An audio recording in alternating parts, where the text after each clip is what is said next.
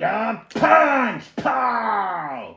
Oh, everybody, it's me, Rocket Punch. I was just playing with myself. And today on Rocket Punch, I'm gonna teach you guys how to play with yourself. I mean, play these by yourself. I mean, solo yourself. Play these solo by yourself.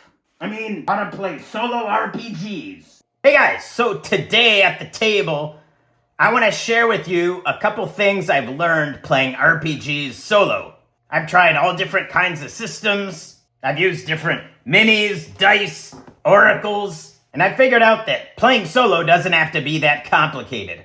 A lot of things that made my games a lot better actually involved me doing things less for some reason.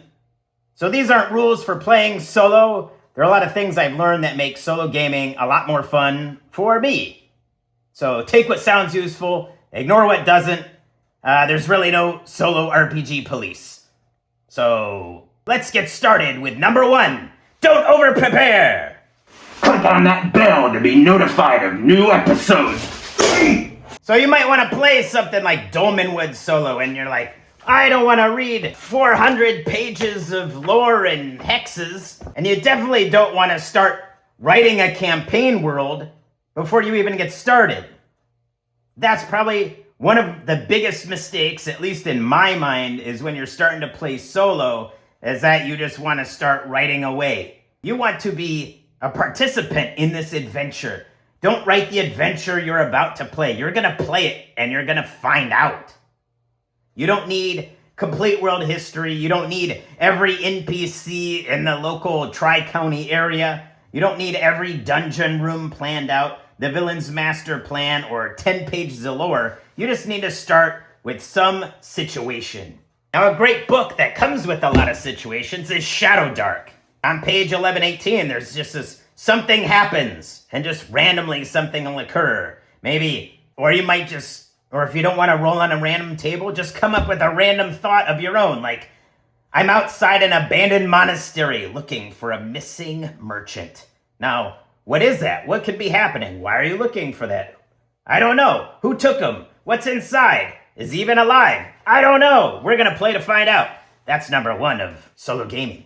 So if you ever want to prep anything, prep tools, not answers. You want random encounters, some names, monsters, maybe a map you can print off real quick. Just randomly find something online.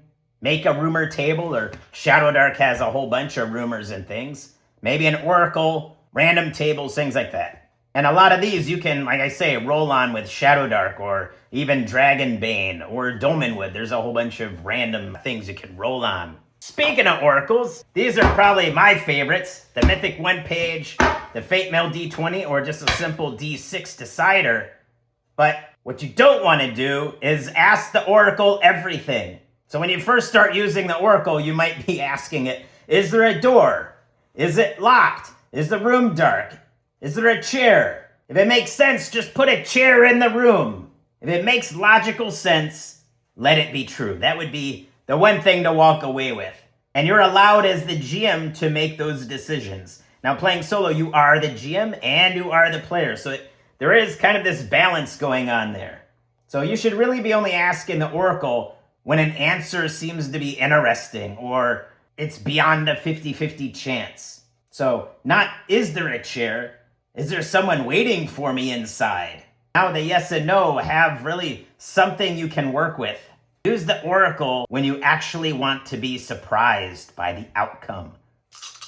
Now before you guys just start rolling dice all over the place, you need to get one thing kind of clear in your head. I think this will really help, is that because you're the GM and the player, you have to make this split in your mind. Before rolling, you have the freedom as the GM to decide the odds, give the player, yourself, in this case, a boon or advantage if the fiction supports it, or even a penalty. Make a ruling, but you have to do it before the dice are rolled. Once you let go of these, then all deals are off, and you must accept your fate. These are the fate dice. You can't change once the dice are rolled. I think that really keeps something. You can't think, oh, no, I'm going to roll again. No, you can't do that. That's kind of my single rule I must follow when I play solo is once the die is cast, I cannot change it. If I want to play with the fiction, or if something sounds really cool and I don't even want to roll it, then you must make the decision. You can't have a cool idea and then roll the dice and then be disappointed and then go back. No, once you have rolled your fate, you cannot change it. And I think that really helps cement that GM player kind of dichotomy as you're playing. So once those dice leave your hand, now you are the player. And all GM privileges are gone. No changing the number, no deciding the monster missed instead, no, I'll just re-roll that. No changing the oracle because you don't like the answer. You chose to put the question in the hands of the dice. Now listen to them. So I want to say, if you can change the result after you roll it, why did you even roll it in the first place? So that's why I say you have to make all those changes and judgments and everything before you let go of the dice. Once you let go of the dice, you have to obey what they say. Just in your regular games. Once you let go, it's too late. Now let's go on to the next part. And that is, failure is part of the story, and it should move this story along. So it doesn't matter if you roll and you get a 1 and say, he's dead. Now what do I do? He was my main character or my only character. Well, in solo, it's always great to have a little companion or something like that. Or maybe someone happens along later. This guy's dead, and this person finds his sword and now takes on the new quest. Or maybe what can also happen in your solo games, you die. It doesn't mean you have to die. Maybe you're taken away prisoner. So that failure should help create the game. If you fail to rescue someone, don't reload the save game. You can't do that. They're gone. What happens now? As I said, you lose a fight, maybe you wake up captured. Or fail to pick the lock. Maybe you need to find another way inside. The oracle now says an NPC you trusted betrayed you. Well, shit. And that's what you gotta think about. Now we have an adventure. Bad things happening. Gives you something to react to. If everything ends up positively, then nothing of interest will happen.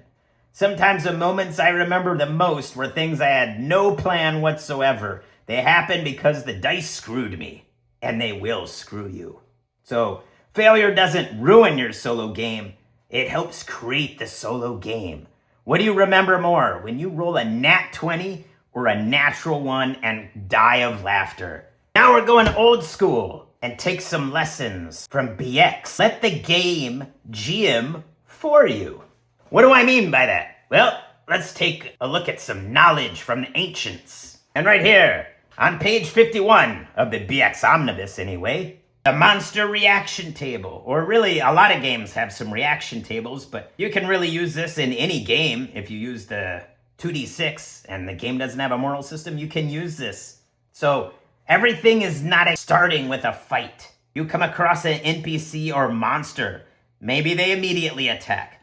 Maybe they immediately are your friend. Two opposite ends of the reaction. But what's this? 6 to 8, uncertain, monster confused. 3 to 5, hostile. 9 to 11, no attack. They might leave or consider offers. So as a solo player, you really might want to lean into reaction so you're not fighting every goblin brigade that you come across. Another key one, morale. You know, if you're a solo character and you just punch out the biggest, baddest guy, his underlings should hopefully fail a morale check, or you can just even say it without rolling. You can just say, oh, that makes sense. I punched out the biggest, baddest guy. His little rinky-dink underlings are probably going to run for the hills, at least for now, but they might plot their revenge. So don't be afraid of just randomly rolling some strange encounter. You have that reaction roll. Maybe they're friendly. Maybe they're scared. Maybe they want something. Maybe they're complete assholes. Now you need to react to that. What if you roll up a dragon? It doesn't mean you have to fight it. It could just be flying overhead. Maybe you can offer it gold or parlay with it somehow. Maybe you go on a quest for this creature and it allows you to live. So don't be afraid of randomness in your game. Sometimes it can be the best directive of what to do next. And now we get to the recording of your adventure. Now for me, I'm playing an RPG. I'm not writing a novel. But this really depends on how you like to play. There's no wrong or right answer. Some people love journaling. I do not. I don't need to write, Gareth, gaze solemnly toward the crimson horizon. I'm just gonna write some little points. Quest, went north, found tower, 3 skelebobs. Almost died, found weird key. Done. Or if you watch any of my solo games, then you'll see how I like to play solo. Play with toys, minis, Jenga blocks, whatever junk is handy. You can even build this little dungeon while you're talking to yourself. Which is odd because in games that I play live or with my buddies over Discord, I actually like theater their mind.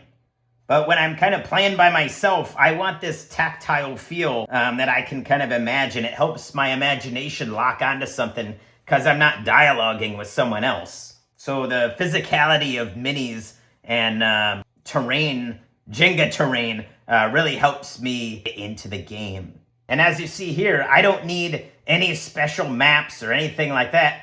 I can have a dungeon, I can stand these up, and now we're in a forest clearing with all these trees around. Or I could even make a dolmen. And that's why I love the Jenga blocks, because it's just enough for my imagination to key off of without taking a lot of time to set up, take down, and I can just rapidly change things. Because I don't spend a lot of time playing solo, like 30 minutes a day, 30 minutes every Sunday.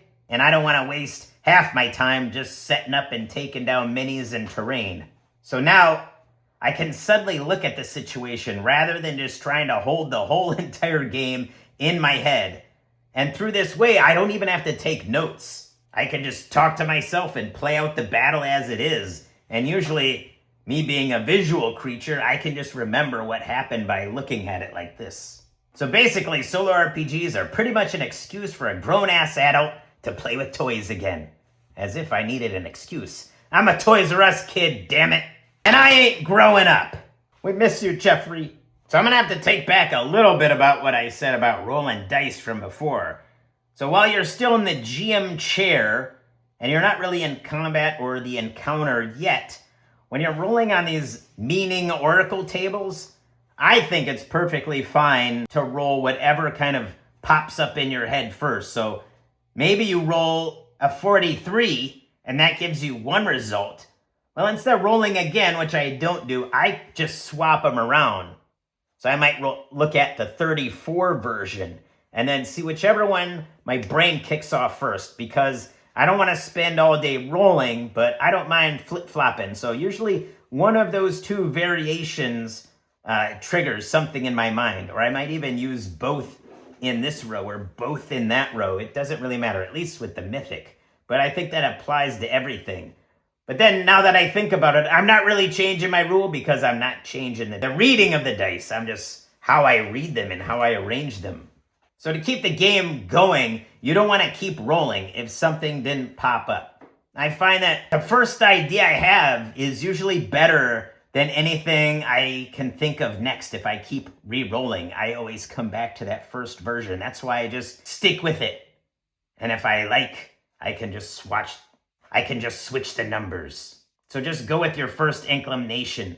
Trust the dice. Don't just keep rolling. Interpret what you found. And soon, you'll be able to come up with ideas pretty quickly, and this will really strengthen your improvisation and your GM muscles, which you can also take over to your other live games if you play those. And my final piece of advice to all of you out there in TV land, remember, this is your game, and you should be having fun. So go for the rule of cool. There are no G police out there, so do whatever makes you happy. So until we meet again, Rocket Punch! Later. Join the Rocket Punch Dojo and be cool like these guys over here.